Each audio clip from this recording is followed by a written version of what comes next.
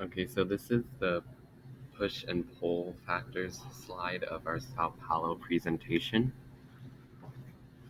So a lot of the population growth in the late 1800s was due to migration from Europe and other parts of Brazil, as it says on the slide, to work in the coffee farms. As you recall from the previous slide, that was one of the big um, influences that caused a jump in population in Sao Paulo.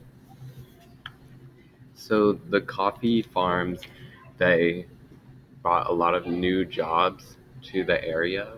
So a lot of people migrated to Sao Paulo and found jobs in that. Following a similar vein, the same thing happened with Brazil's industrialization. So this also created jobs in like factories and warehouses that would be very nice for some immigrants. So they migrated to Sao Paulo.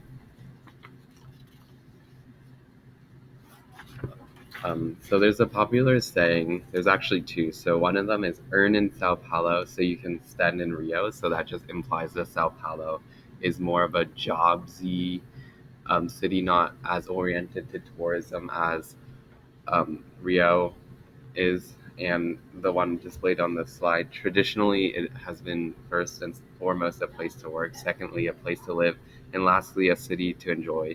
So not until recently has it been very accessible to tourists, but as the 21st century has come, um, the social scene has been really invigorated. So there's restaurants, clubs, and now there's murals that were commissioned by the government, and street artists did them.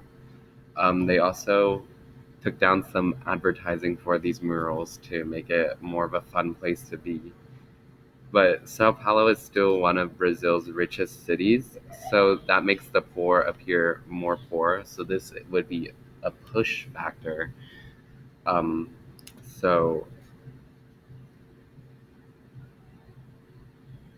there was no zoning until 1972. So a lot of it was very messy, and that could also be a push factor.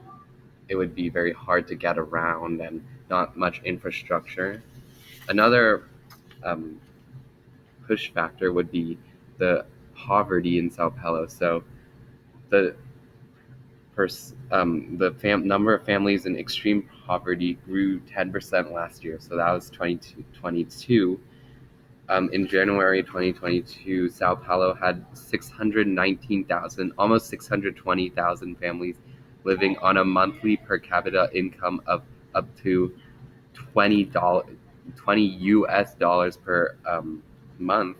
And then this number jumped to almost 600 to more than 684,000 families in July of 2022.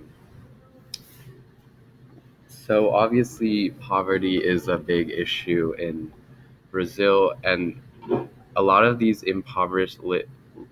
families live in these communities called favelas. So these are like slums, and they're very messy, dirty, and prone to gang wars and drug wars.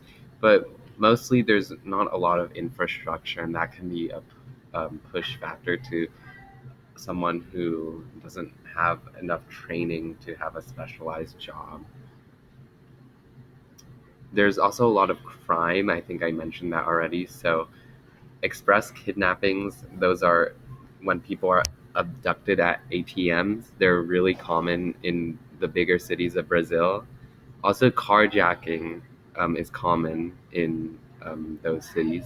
There's this place in Sao Paulo called Cracolândia, so it means crackland in Portuguese, but it's a region in Sao Paulo a which is famous for the high amount of drug trafficking, and gang violence. As I said before, is also a big problem. There are special police forces to manage the gang violence and the drug dealings.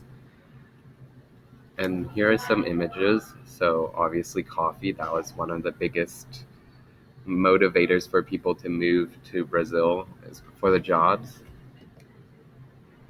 Here is the favelas, so I will just circle it. You can see that a lot of the buildings don't look very well built, and you can see those high rises in the background. So these favelas usually lie on the outskirts of town. I did say crime was a big problem, and that was more of in the late 1900s and early 2000s. As you can see, it was much more prone to homicides than the nation as a whole. So you can see they were much higher until 2004, when they've been dropping drastically. So this is a good sign, but it still doesn't mean crime is not a big push factor for people wanting to move to Brazil or Sao Paulo. And that's it for the push and pull factors slide of our Sao Paulo presentation.